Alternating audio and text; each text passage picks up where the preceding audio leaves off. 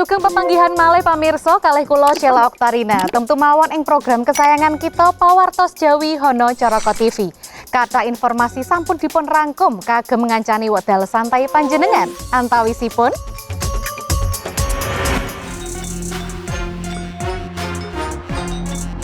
viral murid SMK damel karya wadah uwuh otomatis. Rumiyin lan sakmenika nostalgia ikon kita Jakarta. Jelajah sejarah beksan serimpi beksa klasik Jawi. Pamirsa menika Pawartos Jawi.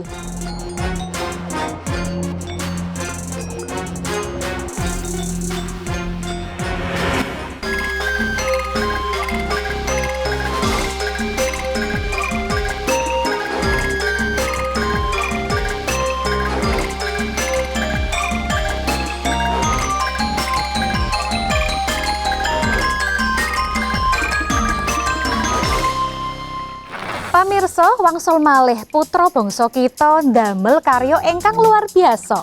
Wekdal menika salah setunggaling murid sekolah menengah kejuruan wonten Cimahi Jawi Kilen kasil ndamel wadah uwuh ingkang saged mriksa otomatis uwuhipun lho. Kados pundi nggih wadah uwuhipun menika? Nah, boten namung menika mawon pamirsa wekdal menika Indonesia wangsul malih ugi damel kesengsem. Murid SMK Negeri kalih wonten Cikarang Kilen menika damel setunggaling film animasi ingkang kagungan artos kebak kalian piwucal. Kados pundi nggih filmipun? Nah, pamirsa menika sedaya informasinipun.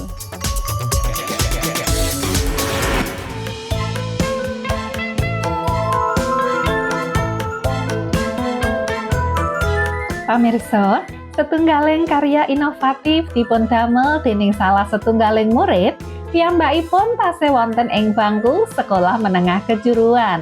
Ingkang adhedhasar Arduino, murid menika asalipun saking Cimahi.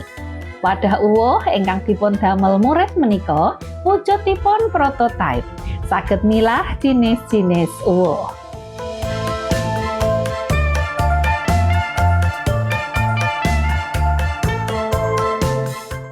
Hebat menika naminipun Khairul Rizal. Piyambakipun ugi lancar wekdal nerangaken menapa ingkang dipun damel lan keginaanipun. Ugi kados pundi ginakaken wadah uwuh otomatis menika. Saha pirantos ingkang dipun agem damel wadah uwuh otomatis menika.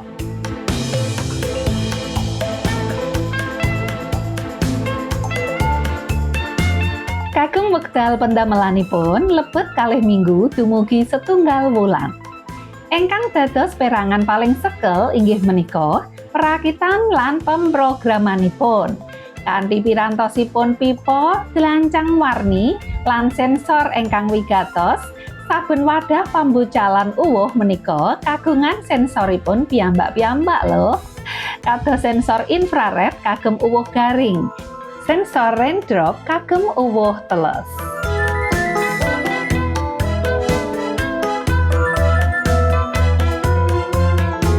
Wadah uwuh otomatis menika dipun rancang ngagem Arduino lan dipun jangkepi motor servo.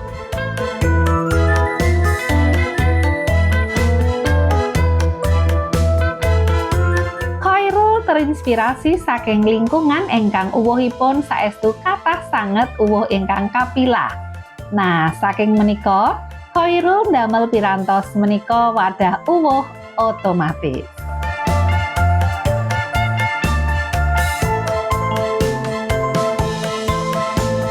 Kalian postinganipun ingkang sampun dipun tingali langkung saking 1,2 yuta wonten platform media menika dados inovasi kagem murid sanesipun. Lan inovasi Khairul menika bilih dipun kembangaken saestu bermanfaat sanget nggih.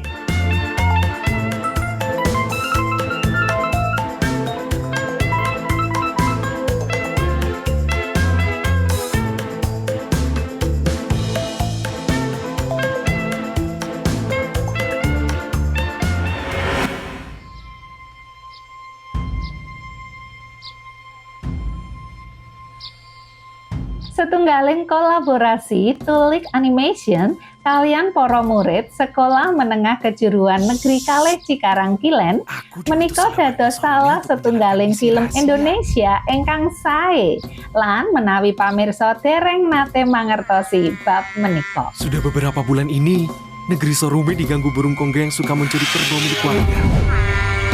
Tetapi warga kewalahan. Film animasi menika cariyosipun dipun damel saking legenda asal-usul Gunung Mekongga. Tepakipun saking Sulawesi Tenggara. Film menika nyariyosaken bab Tasahya setunggaling kaneman dusun ingkang cerdas lan wiratama.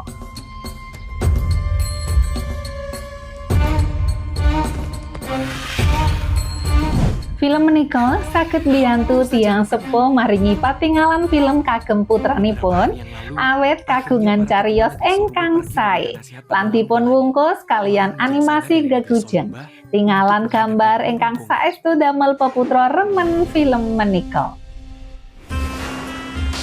Pancinglah burung kongga dengan seekor kerbau dan jebaklah dengan bambu runcing. Kasunyatanipun Sekolah Menengah Kejuruan menika boten namung damel animasi pertarungan kongga, nanging wonten kathah ingkang dipun damel.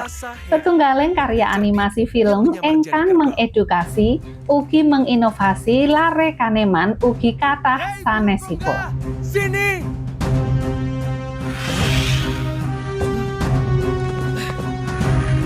Wonten ugi salah setunggal animasinipun inggih menika Korupsi Bukan Prestasi. Menika tepak kagem lare kaneman lan ugi tiyang adiwasa. Minangka piwucal lajeng dipun padosaken film ingkang langkung menarik kagem dipun pirsani nggih.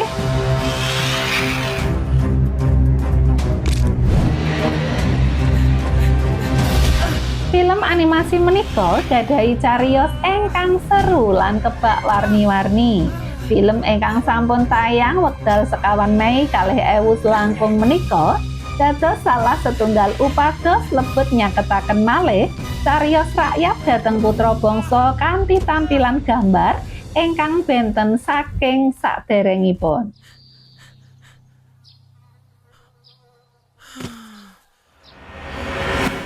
Wah, saestu luar biasa sanget nggih pamirsa.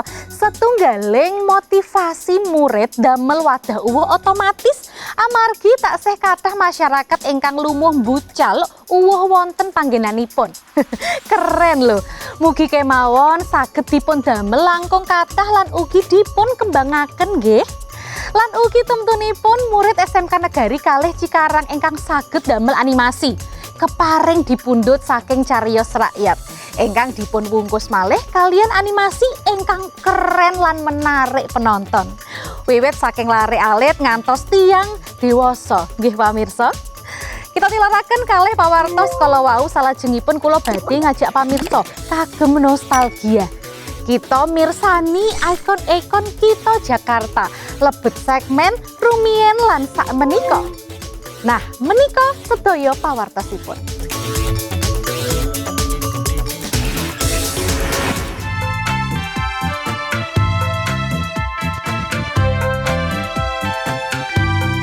Pamirsa, ebah kawontenan ibu kita Jakarta saestu kebat. Saking gedung-gedung ingkang kagungan sejarah ngantos bangunan modern ingkang menjulang inggil. Pangebahan menika kegambar lebet ikon-ikon kita ingkang sampun berevolusi sareng lumampahing wekdal.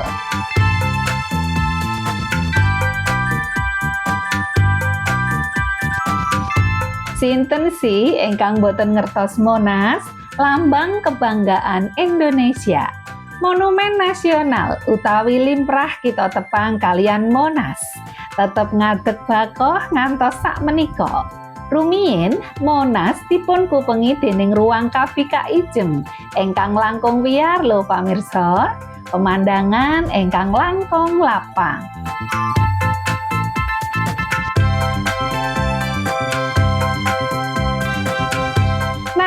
Sakmenika kalian ngembangipun kita ingkang kebat, lingkungan sakupengipun Monas sangsaya padhet. nanging tetep dados daya tarik kagem masyarakat Indonesia. Menapa malih kagem wisatawan domestik utawi mancanegara, lebet pangebahanipun kapirsan cetha saking foto-foto dangu kaliyan nedahaken Monas ingkang langkung kabika.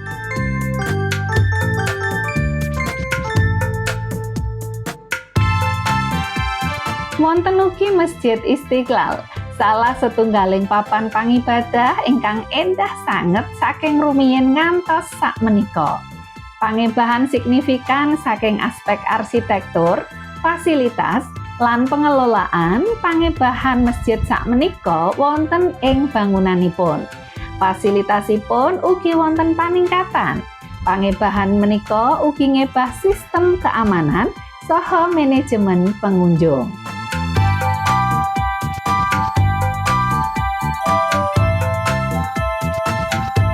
Pangebahan masjid menika kagungan tujuan kagem njagi kelestarian lan nginggahaken fungsi dados papan pangibadah lan simbol kebangsaan Indonesia.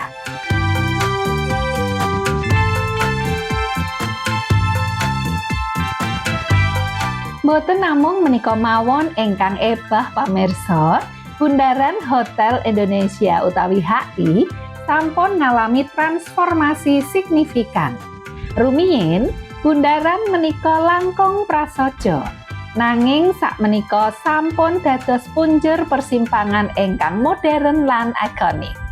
Pangebahan desain lan penambahan fasilitas publik sampun ningkataken estetika lan fungsionalitas bundaran menika. Kathahipun masyarakat ingkang foto wonten Bundaran HI ing wekdal menika amargi estu kapersan keren sanget peraenanipun sakmenika.